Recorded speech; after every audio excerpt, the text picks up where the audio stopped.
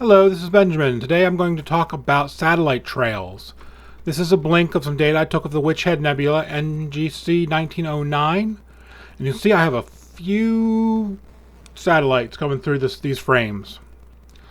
Zoom out a little bit, you can just see it's just a constant barrage of satellites. And the way I used to set up, I'll show you, or the way I normally set up in weighted batch preprocessing yields me a file. Let me pause this. Gives me a file that looks like this when the stars are removed, with a nice line there. The rejection wasn't taking care of it. So I'll show you weighted batch preprocessing how to deal with this. This situation worked for me. Your mileage may vary. Your settings will have to vary a little bit. Stack a couple pictures with the star trail, with the satellite trails, and edit some of the settings, and just know that it is possible to get rid of these geosynchronous satellites. So a lot of people told me on the forums that it's not possible, it's not practical, and I'm here to tell you that it is possible and it is practical. So I've already stacked these images, so I'm going to show you my settings. Weighted batch preprocessing.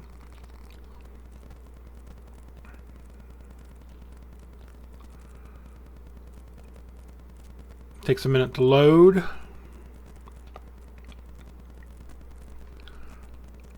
Alright, so I've loaded in my darks, both darks and dark flats. And the darks for the 60-second exposures, darks for the 30-second exposures, dark flats for both, and then my flats and my lights for both. I used a keyword to group them by date, so that when I go to calibration, it breaks it all out. It didn't follow the flats. I had to manually link those. Not sure why, but it didn't like the date as the second keyword.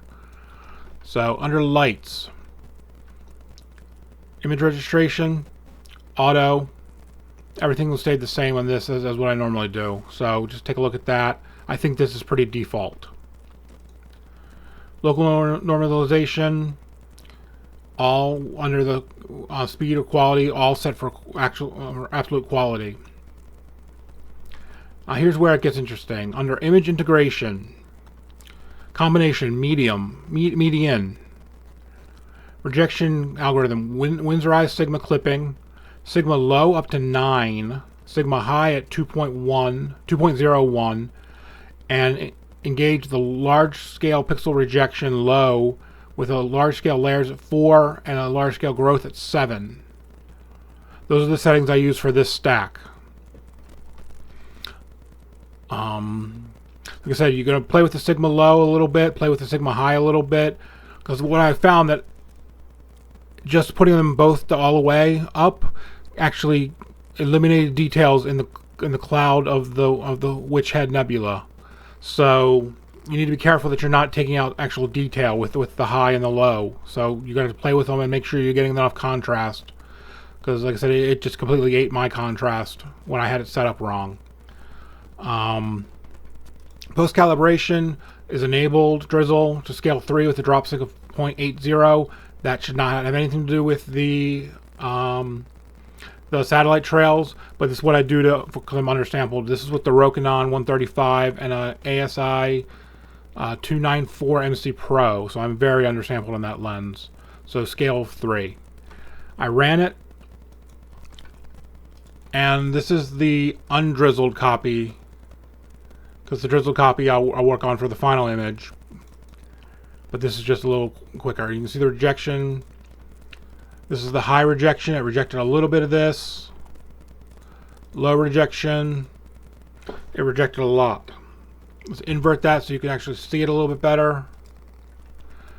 You can see what it rejected. It rejected that line, and it rejected all the little star trail, or not star trails, all the little satellite trails, and for the geosynchronous satellites.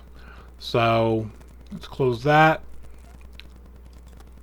And this is our undrizzled file. So I get a green bias with my camera setup. So I run the script, toolbox, auto linear fit. Reference channel selection, green. And I'll let that run.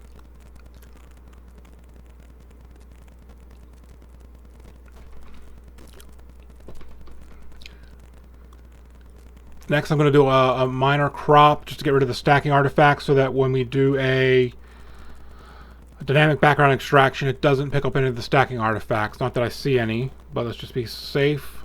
Cut that down. Now I go script, SETI Astro, automatic DBE is the tool that I like using. I use it as defaults because it seems to work very well. There's not a whole lot of things that you can fool around with. So replace target image and execute.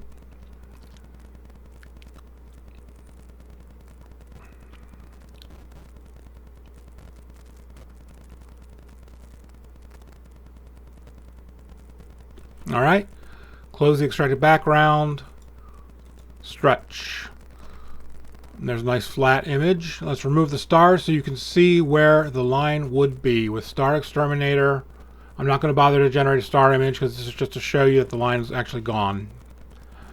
So this will take a second to run.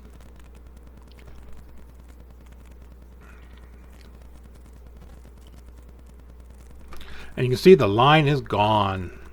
That satellite trail is gone. This is what it oh, I closed it out. Just open that real quick.